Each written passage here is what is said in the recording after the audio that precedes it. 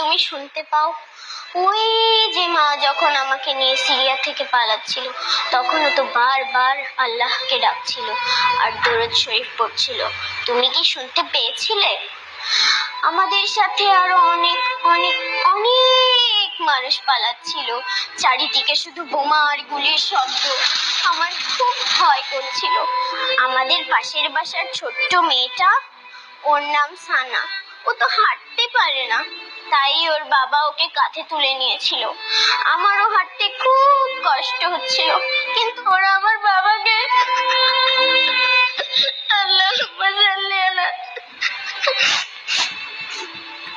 রাসূল সাল্লাল্লাহু আলাইহি ওয়াসাল্লাম, তুমি জানো বাবা মাঝে মাঝে আমাকে কাঁধে নিয়ে নামাজে দাঁড়াতে, তবে রুকু দেবার সময় ঠাপুস করে নামিয়ে দিতেন।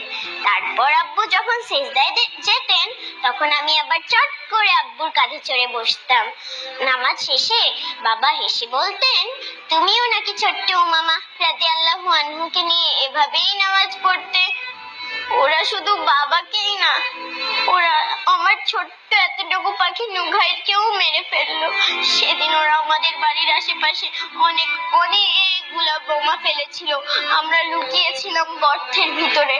নুঘাইর তো ভয়ে অস্থির। গর্ত থেকেই দেখলাম ছোট্ট নুঘাইর তার খাঁচার ভিতরে পাখা ঝাপটাতে ঝাপটাতে একদম চুপ হয়ে গেল, আর ডাকলো না। আমরা ওকে ওভাবেই ফেলে রেখে পালিয়ে এলাম।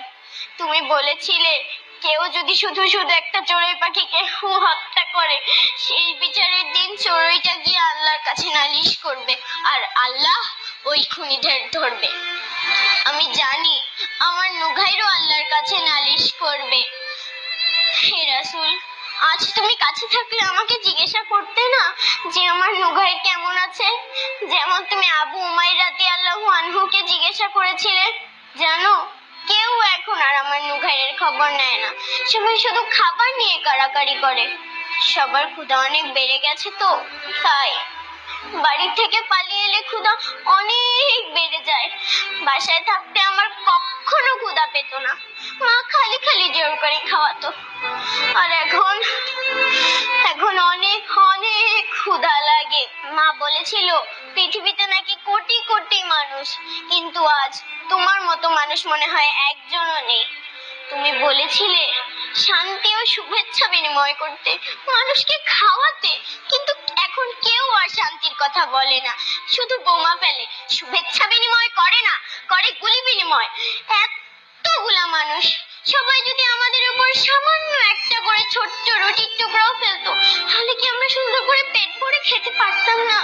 হে রাসূল, তুমি আল্লাহকে বলো এখানের মানুষগুলা যেন সত্যিকারের মানুষ হয়, সত্যি